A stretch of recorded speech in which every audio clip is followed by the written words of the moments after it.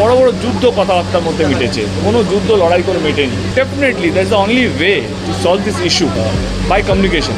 আমার চোখে অন্যতম শান্তিপ্রিয় রাষ্ট্র, ভালোবাসার দেশ বাংলাদেশ।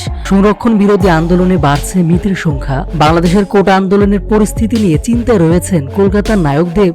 এবার সরাসরি বাংলাদেশের কোটা আন্দোলন নিয়ে সামাজিক যোগাযোগ মাধ্যমে কি লিখলেন ওপার বাংলার নায়ক দেব, জানলে অবাক হবেন। নিরস্ত্র ছাত্রীর ওপর পুলিশের গুলি চালানোর নির্মম ভিডিও দেখে কেঁপে উঠেছে গোটা বিশ্ব।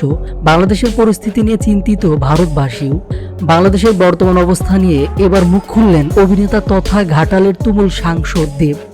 অবিশ্বাস্য মনে হলেও এমন ঘটনাই ঘটেছে। নিজের টুইটারে বাংলাদেশের এই কঠিন পরিস্থিতি নিয়ে একটি পোস্ট করেছেন নায়ক দেব, যেখানে নিজের পোস্টে নায়ক দেব লেখেন, আমার চোখে অন্যতম শান্তিপ্রিয় রাষ্ট্র, ভালোবাসার দেশ বাংলাদেশ।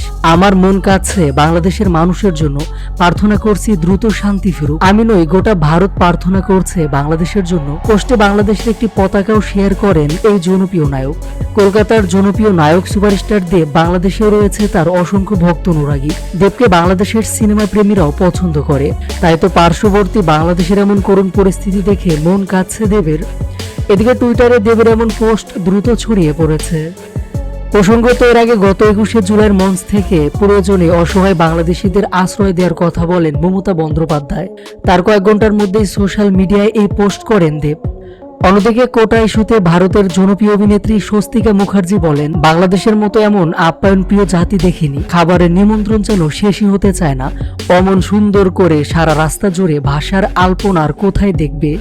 নয়ন জোড়ানো দেওয়াল লেখা, এ বোধহয় মুক্তিযুদ্ধের শপথ নেওয়া একটা জাতির পক্ষেই সম্ভব। আজ অস্থির লাগছে, আমিও তো সন্তানের জননী। আশা করব বাংলাদেশ শান্ত হবে, অনেকটা দূরে আছে, এটুকু প্রার্থনা করতেই পারি।